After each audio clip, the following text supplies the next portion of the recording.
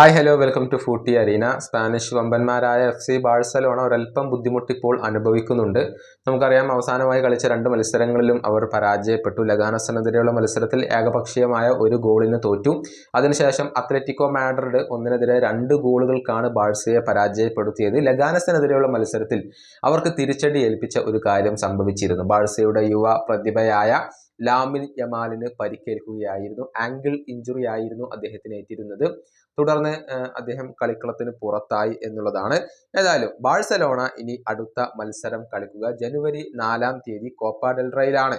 ആ മത്സരത്തിൽ ബാർബസ്ട്രോ എന്ന ഒരു ക്ലബ്ബാണ് അവരുടെ എതിരാളികൾ. സ്പെയിനിലെ 4th ഡിവിഷനിൽ കളിക്കുന്ന ക്ലബ്ബാണ് അവർ. ആ മത്സരത്തിൽ ലാമിൻ യമാൽ ഉണ്ടായിരിക്കില്ല, അദ്ദേഹം പുറത്തിരിക്കും. മാത്രമല്ല, ഹാൻസി ഫ്ലിക്ക് സെക്കൻഡ് ടീമിനെ ആ ഒരു മത്സരത്തിൽ പരീക്ഷിക്കാനുള്ള സാധ്യത അവിടെ കാണുന്നുണ്ട്. പ്രധാനപ്പെട്ട താരങ്ങൾക്ക് വിശ്രമം അദ്ദേഹം നൽകിയേക്കും എന്നാണ് റിപ്പോർട്ടുകൾ.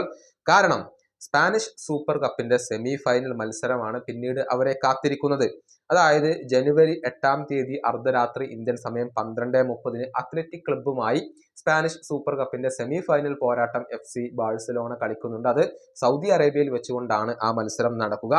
ആ മത്സരത്തിന് മുന്നേ ലാമിൻ യമാൽ തിരിച്ചെത്തും എന്നുള്ള ഒരു പ്രതീക്ഷയിലാണ് ബാഴ്സലോണ അധികൃതരുള്ളത്. സ്പാനിഷ് മാധ്യമങ്ങളാണ് ഇക്കാര്യം റിപ്പോർട്ട് ചെയ്തിട്ടുള്ളത്. അതായത് ആ ഒരു സെമി ഫൈനൽ മത്സരത്തിൽ യമാലിനെ ലഭിക്കും എന്നുള്ള പ്രതീക്ഷ ഇപ്പോൾ FC ബാഴ്സലോണ വെച്ചു പുലർത്തുന്നുണ്ട്. അടുത്ത ആഴ്ച യമാൽ ട്രെയിനിങ് ക്യാമ്പിൽ ജോയിൻ ചെയ്യും എന്നാണ് പ്രതീക്ഷിക്കപ്പെടുന്നത്. ബാഴ്സയെ സംബന്ധിച്ചിടത്തോളം യമാൽ വളരെ പ്രധാനപ്പെട്ട ഒരു താരമാണ്. ബാഴ്സ യമാലിന്റെ അഭാവത്തിൽ പലപ്പോഴും പരാജയപ്പെടുന്ന ഒരു കാഴ്ച നമുക്ക് കാണാൻ സാധിക്കാറുണ്ട്. ലാലിഗയിൽ 16 മത്സരങ്ങൾ കളിച്ച താരം 5 ഗോളുകളും 9 അസിസ്റ്റുകളും നേടിയിട്ടുണ്ട്.